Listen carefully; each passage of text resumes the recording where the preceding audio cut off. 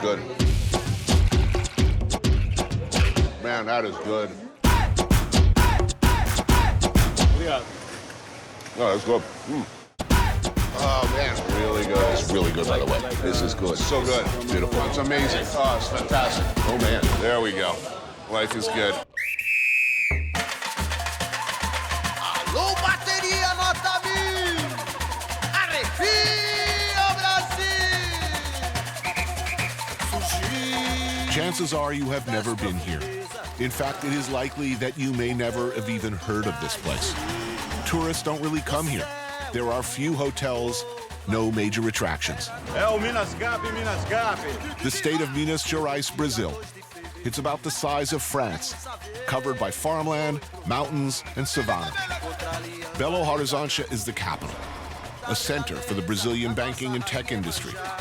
A planned city, built in the late 1800s. 5 million people live in the metropolitan area. It's one of the fastest growing cities in Brazil, in the world in fact. Yet it's still relatively unknown to the outside world.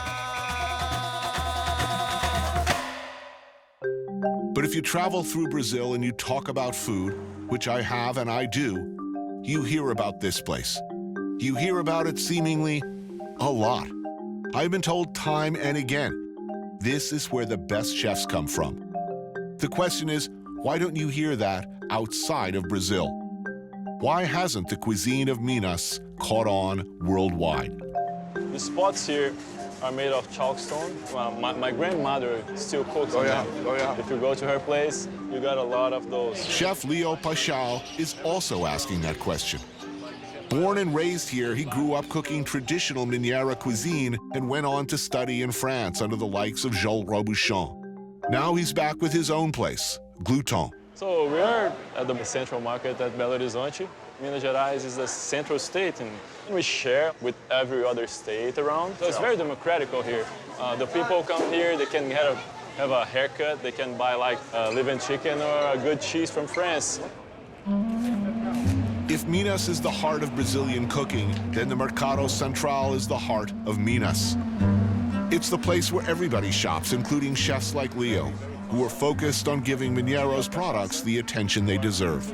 This is a country where there's a lot of fruit that I've never seen outside of Brazil. Yeah. A lot of it's super perishable, too. Like, even if you wanted to export it, it just doesn't really last.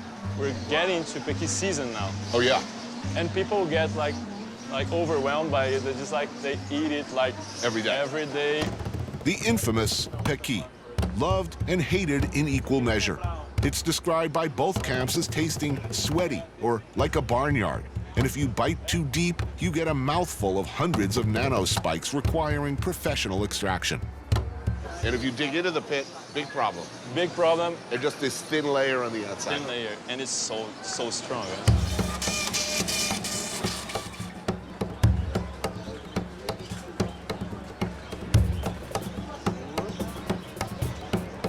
Our vegetables. She's my supplier. So this is taioba, this big tropical leaf here. This is the kind of fundamental Mineiro ingredient you didn't find in restaurants here until recently. It's part of like the forgotten vegetables. They used to eat it out of the yard because it grew all around. How do you cook it? Just boil it like for 15 seconds with water and a little butter. It's meaty. It's got a meat like chew on it. It resists a bit, then it breaks down like meat. Daí o japonês fez isso comigo lá na roça. Aponta lá quadro, lá todo tamanho.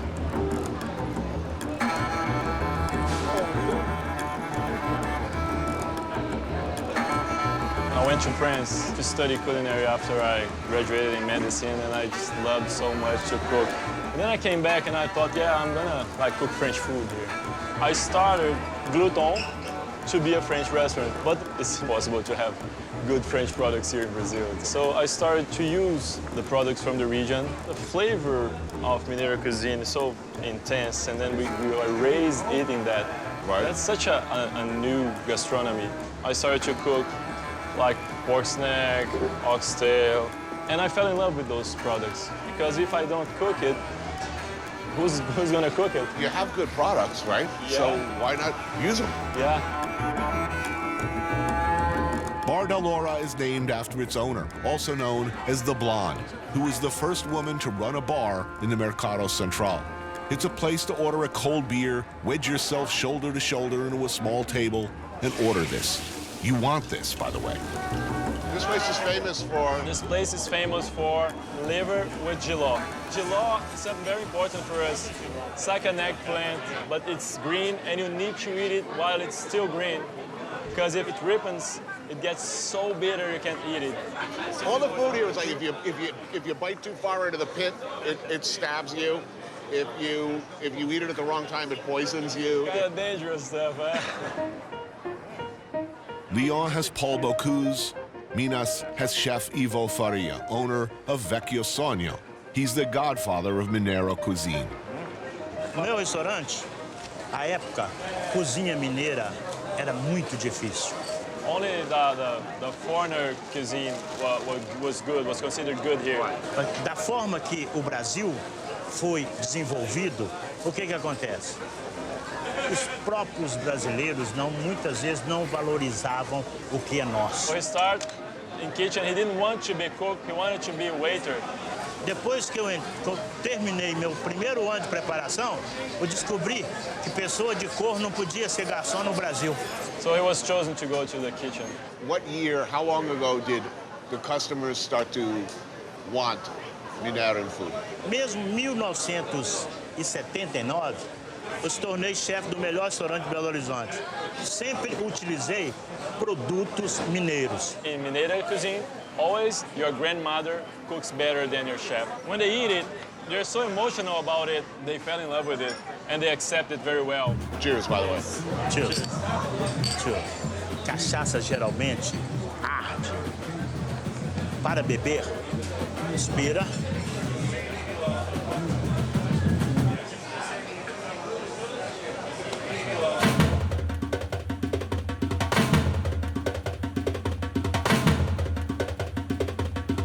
Minas is a central state, landlocked. You want to hit the beach, and it's a 7-hour bus ride to Rio. That, or you come here, Beach Station. No beach, hire a water truck. Economy in the shitter, turn up the music and dance.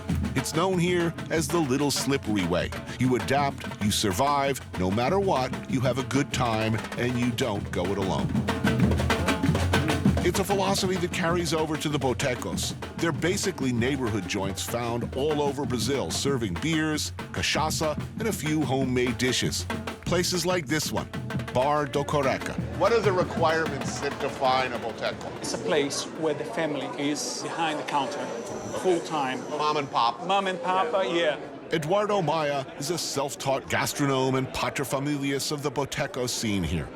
Luis Otavio, a beverage tycoon who specializes in the legendary cachaça of Minas Gerais. If the boteco is good, people come all over town. It's like a home outside our home. It's a group therapy. What do you talk about? We talk about everything but business. Sports? Jokes, sports, Women, food. Eduardo had previous incarnations as a banker and then as an entrepreneur.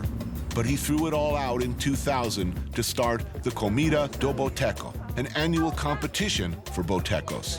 It's a big deal here, and it raised botecos from male-dominated dirty glass joints to the centerpiece of the Mineira social scene. So what's on the menu?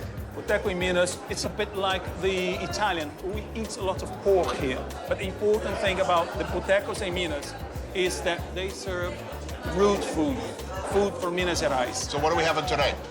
I think we're having tongue, of course, ox tongue. Right.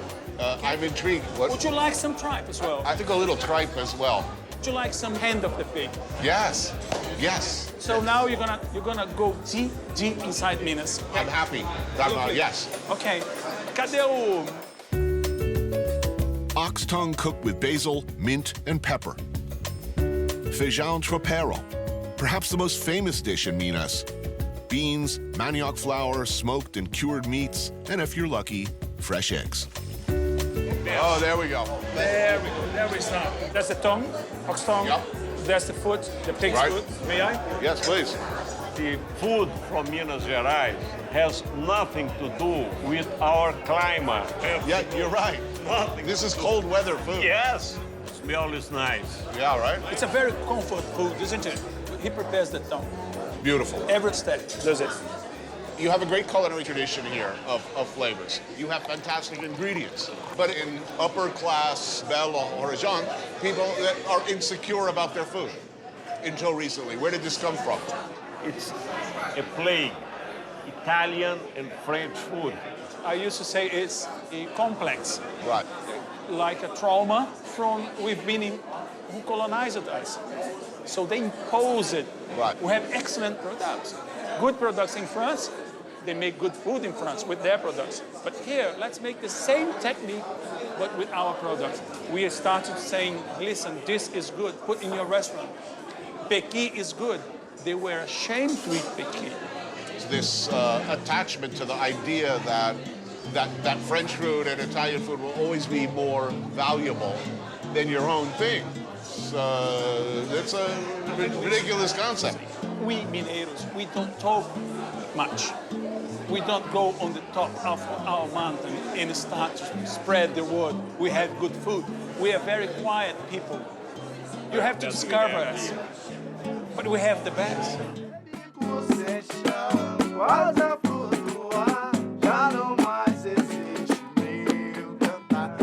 The story of Mineira cuisine, you could argue, starts with the gold rush, the world's first, in fact. In the late 1600s, alluvial gold was found in the mountainous rivers of Minas.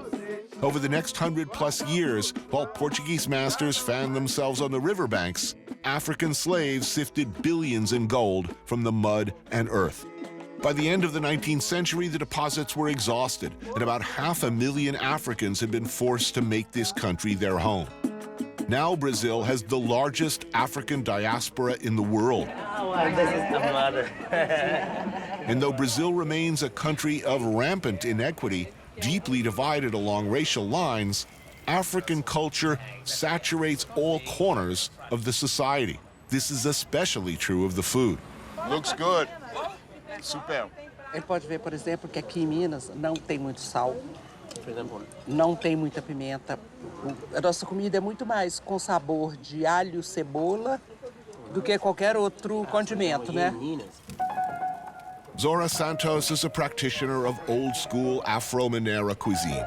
She traveled Europe as one of the first black Brazilian models in the 70s, but returned home to look inward, becoming an ambassador for independent black women in the kitchen and running her own catering business.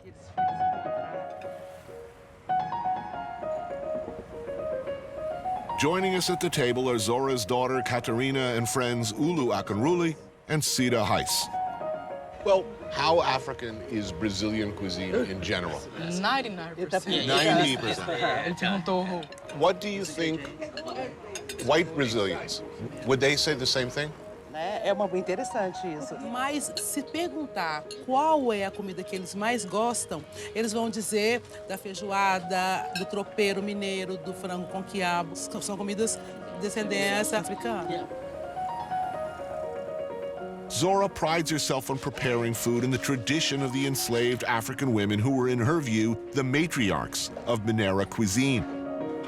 She cooks with a serious focus on vegetables and greens, ingredients from the yard, basically what her predecessors had to work with, and applies West African technique. This is anju, a dish simply made of cornmeal and water or milk, cooked for hours. There's ora pranobis, a native green, very rich in protein. It was known as the poor people's meat, and its use dates back to colonial times when African cooks had to make do with very limited resources.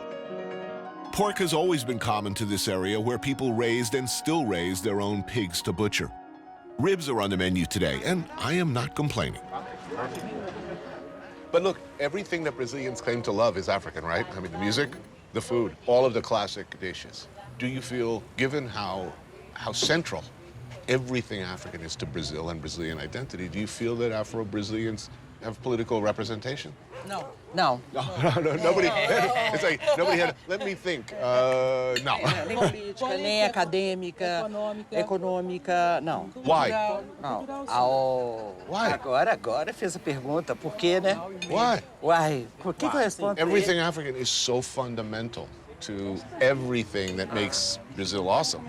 I mean, I could say the same thing about the United States, but look. O catolicismo, o rico não passa no fundo da agulha, não tem uma coisa assim. Tem o sermão do padre Vieira, que é da época da colonização, que ele dizia que todo esse sofrimento imposto ao negro era para garantir o seu lugar no céu. The Catholic and the Protestants, they have the same ideology that the black people, right, should Be satisfied now because it'll pay off later. Yeah, We'll get you next time. Exactly.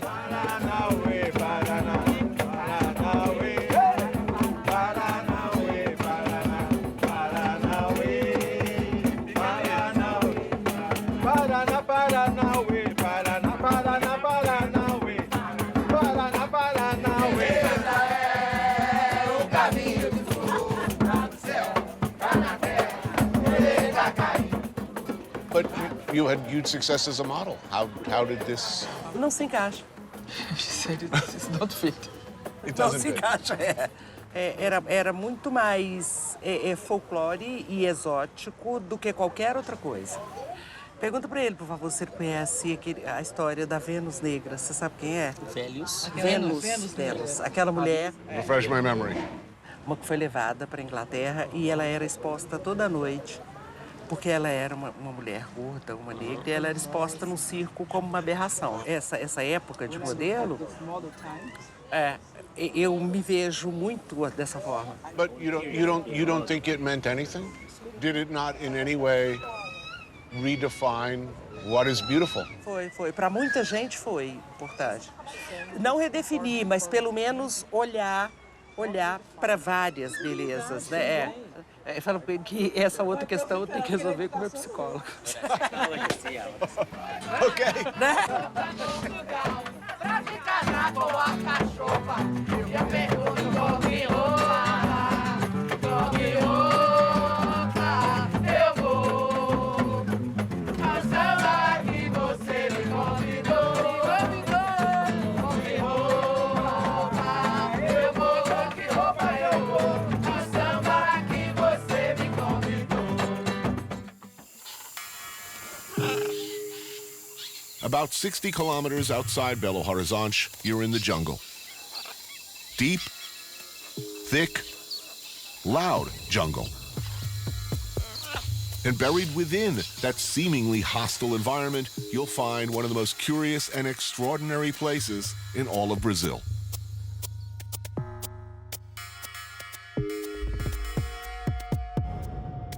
Inhotim, a massive Jurassic Park for contemporary art, stuck smack dab in the middle of seemingly nowhere. A place that will make you say, what the hell is this doing here? This museum has put Minas Gerais in the world art map. Everybody that is in contemporary art today knows this place or have heard about this place. Well, Beatriz Lemos de Sá is an art dealer who represents Brazilian artists based in Belo. this is Tunga Pavilion. Tunga is one of the major contemporary artists in Brazil. He started his work in the 70s, and he has also this revolutionary side, and he likes the transgression. So that's why he uses all kinds of material, things that can be very strange for you as you see them. So Tunga would be very comfortable with this venue. Completely. He's the one who inspired Bernardo to build this place as a museum. Bernardo would be Bernardo Paz, mining magnate, billionaire, and the eccentric visionary who created this, well, place, for lack of a better word. In the 1980s, he started buying up the land surrounding his house to keep developers from destroying the landscape. Then he opened his doors to contemporary artists, offering them both the financial resources to make art and this otherworldly home for their work. In the early days, this used to be the family farm, ranch. Yeah, and he yes. started collecting himself. Yes, he started collecting modern art. Right. And then eventually he started changing for contemporary art because he thought this was the moment.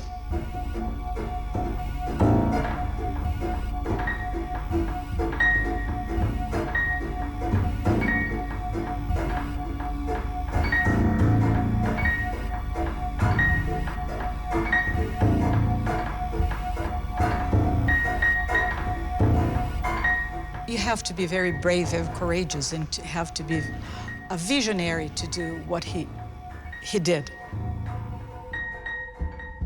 In my opinion, he's a madman because nobody does something so big, so great.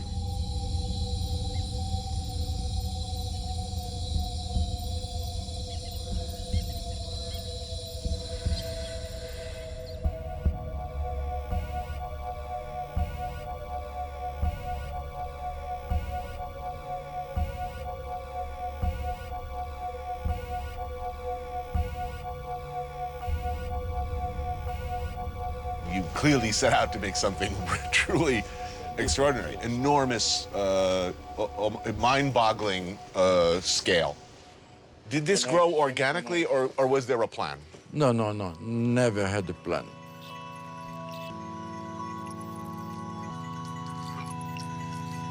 I'm a guy who have a dream, and I want to do the dream, and I do. But I do with risk. With risk, because I do for the people, not for the money. This place is massive, consisting of 24 larger-than-life pavilions set on a 5,000-acre botanical garden. It holds over 500 works from contemporary artists. Setting aside the cost of building this sprawling utopian vision and financing the art, it costs more than $10 million annually to keep the place running, and only a small portion of that is covered by tickets purchased by visitors. You could create a gallery space anywhere in the world, and those would be more accessible, and more people would come. You chose here, relatively isolated. Do you like people? Yes, I like people, but I like more to see the people happy. And to see they come to me, I construct here a state of mind. Is it important at all that the people who come here understand art? Does it matter? Someone comes and looks at Matthew Barney or Chris Burton. They understand. You think rich, poor, farmer? No way. Children. Everybody Poor understands. children, they understand.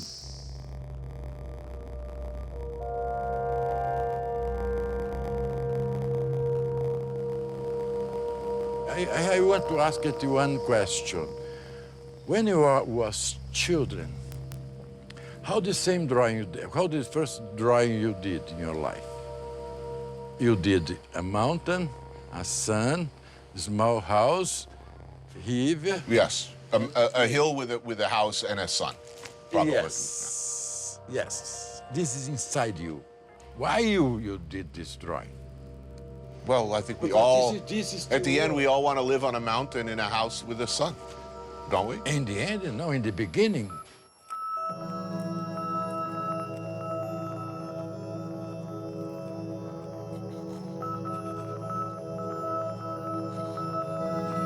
So in 50 years, what do you want people to say about you?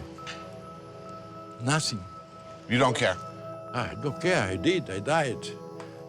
My life is risk and continue to be a risk and will continue.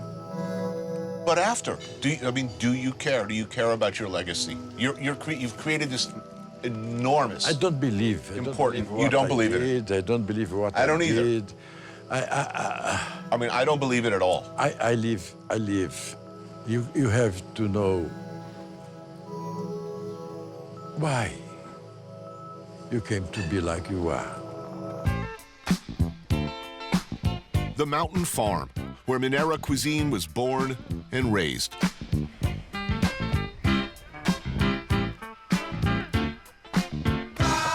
You grow up on a farm like this and you grow up eating food that would be called in more urban settings artisanal.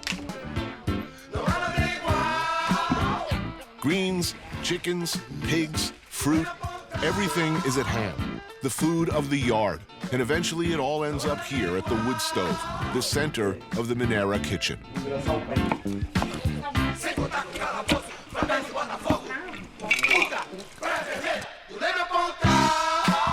And when you put the food on the table, you make sure there's enough for everybody. Family, friends, and the stray lucky bastard who might wander up to the table at the right time. How is Minas different than the rest of Brazil? I think because we were a land made by people that came here for gold, you know, the workers, they had to help each other.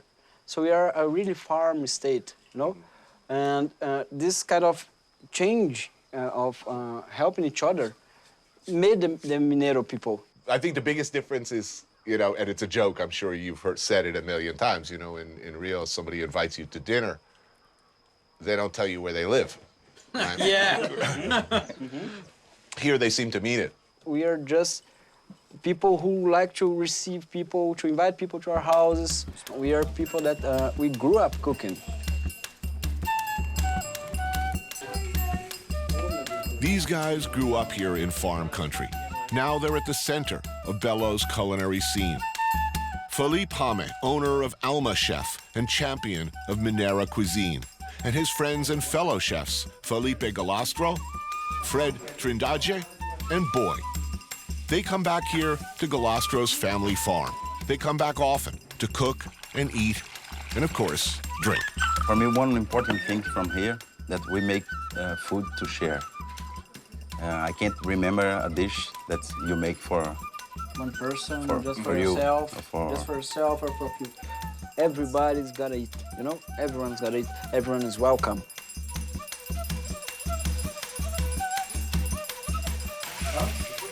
Smoked pig's head with vegetables and chilies. Native green beans called andu, prepared with bacon and farofa. Everybody here is a professional cook, chef? Yeah. Everybody? Yeah, we all came to Europe to learn to be a cook. And then we came back to rediscover new ingredients, to... Right back home. Yeah. Thai food is huge in the States. It's all over the world. Italian food is huge all over the world. French. But why do you think Brazilian food, real Brazilian food, does not have a higher profile internationally? It's a hard question, because all chefs, all the people who work with food, we think this every day. We just have to figure out how to get the ingredients there. Yeah. This is a problem, because a lot of the really amazing Brazilian products just don't travel. You can't. We have a health department system that controls with an iron hand, you know? I can tell that. I mean, it's tough. We've got a lot of problems here in Minas with our cheese, because it's made of raw milk. But I never seen or heard anyone that even got sick by eating our cheese, by eating our blood sausages. We grew up eating that. Yeah, shall we bring the meal? Yeah, sure. Yeah. And the pièce de résistance, frango, a mollo, paldon. Chicken and brown sauce baked in a clay pot, finished with the blood of chickens fresh killed this morning. Oh, yeah. That's awesome. Woo. All right. Served with pequi rice, farofa, and of course, cachaça. Cheers. In Brazil, people say comer de joelhos. Which means eat food of the... Eat on your knees. Eat on your knees. Yeah. Just like saying prayers for the food, thanking the food. What's the hardest part with the customers? What's the hardest thing to convince your customers? Here, they don't like to pay. Yeah. You don't want to pay? They don't want to pay. They don't want to pay for something that grandmother did. They want to have world-class service, right. World-class food. They don't like to spend that much money here. They spend a lot of money in Rio and São Paulo. In New York. Give it a French name, they'll pay. Exactly.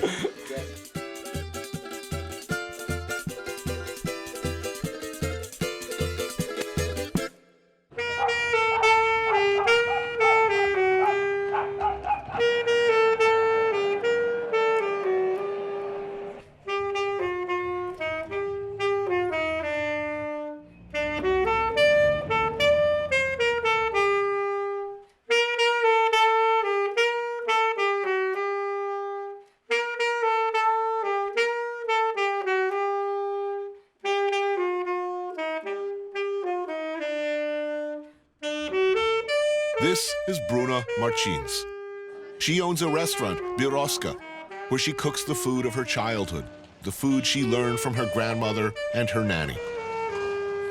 So when you're a kid here, your family obligates you to eat jollof. Why? Because I think it was to teach children to eat different flavors, different sensations. Leo is a friend of Bruna's and of Maurice and Denise Hache, owners of D'Artagnan, one of the first ambitious fine dining restaurants in Belo to be owned and operated by women. Was it particularly hard as women starting in the business 20 years ago? No, when we began, there wasn't a lot of women chefs. And we decided to open a restaurant because we like to cook together. I think nobody trusted us. We have many friends, they have restaurants, they are chefs, and they said, okay. Okay, it's a hobby. Okay, let them play a little bit. Yes. This won't last. And here we are. I mean, in the States, in Europe, it was women cooked at home. In restaurants, however, this was man's work. Obviously, the ones that cooked there were men.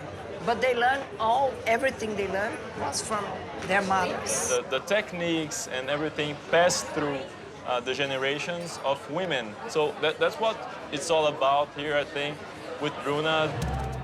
Bruna makes a point of hiring women and only women to work in her restaurants, particularly black women, who she feels are the central, if largely unacknowledged figures in Mineira culinary culture for hundreds of years.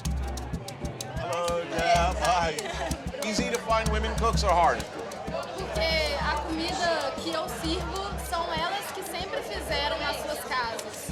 A comida mineira foi e sempre será feita por mulheres.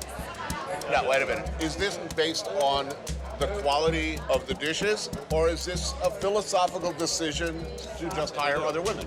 Eu quero dar poder para elas, para cargo que elas sempre fizeram sem serem pagas. E você me levando a sério. Turkey neck, braised with butter and garlic, served in white beans topped with kale and pork belly. I think this is Peru neck. Yes, turkey neck. Turkey neck. Turkey neck, cool. With her grandmother's knife. What's left of it. Yeah. It used to be like this. Keep your glass full and your friends around you, and we'll make it through. Quando é que ela vai sentar aqui? Oh, wow. Ah, this one is amazing. Beautiful. Kupim, or ox hump pot roast, served with mashed potatoes and farofa. So why did you do something as difficult as open a restaurant? Meu sonho sempre foi servir a comida da minha avó aqui. Cooking is about joy and comfort. Cooking in a restaurant is about business. So is it still a joy? Pratinho decorado, nas flores, no piano. Mas aqui eu coloco amor em tudo que eu faço.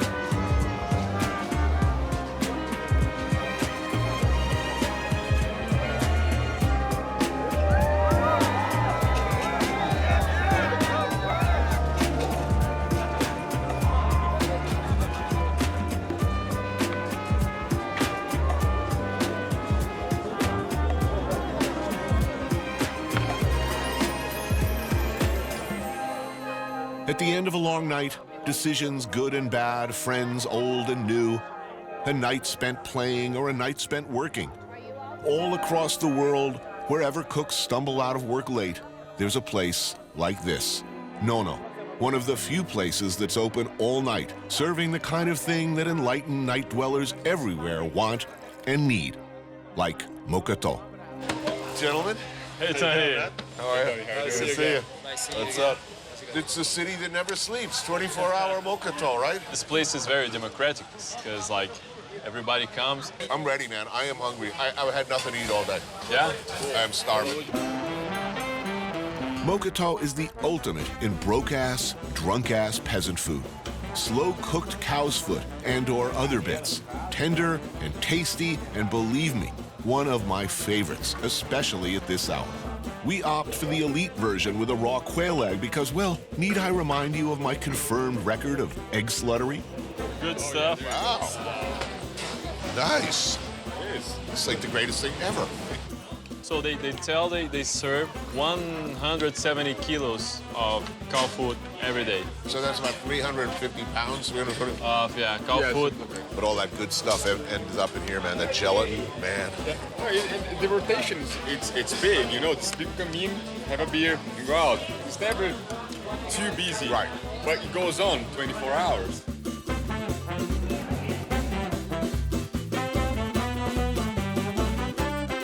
Acho que só duas, tá? It's sort of a stout. So it's a cow breed, caracu. And if you split the words, it means S-face. But like, seriously, it's not S-face? supposed to. S-face. It actually exactly the words. So how was your dinner tonight? Were you busy? You know what happened tonight? It came like 3 clients. A lady with her husband and her chef. And she said, oh, this is my chef. He's gonna eat, and me and my husband, we're not, because we're eating special food for detox. We're full of restrictions. Right. And we brought our soup. So if you can please heat my soup for me, because detoxing. Detoxing from what? From what, heroin addict? I mean, just go home and do some more heroin. Yeah.